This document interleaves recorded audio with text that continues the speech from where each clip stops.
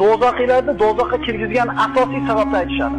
Ular do'zax ahliga sizlarni saqarga, ya'ni jahannamga nima kirgizdi deganlarida ular aytdilar. Biz namoz o'quvchilardan bo'lmadik. Namoz birodarlar. Jumaga keladigan odamlar bor, faqat qadr kechasiga keladiganlar bor. Masjidni yoki namozni umuman bir yilda 2 martadan oshiqcha tanimaydigan odamlar bor. Birinchi bo'lib ularni do'zaxga kirgizgan narsa nima deb so'raganda namoz deyapti. Namozi yo'q odamning amallari qabul qilinmaydi. Taroziga qo'yilayotganda bandan amali taroziga qo'ymay turib, namozi bormi deb so'raladi. Agar namozdan o'tsa savoldan javobidan, shunda eni kitobi taroziga qo'yiladi. Bo'lmasam, hajga borganmi? Masjid solib qo'yganmi? Ro'za tutganmi?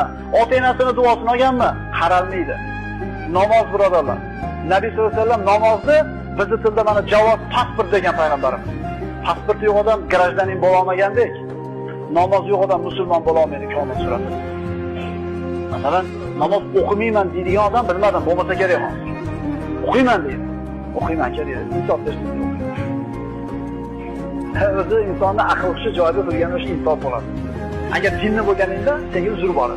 Chunki shariat aqli past odamlarga taklifotlarni yuklaydi. Endi oqlovchilarning oqlovi ularga foyda bermadi.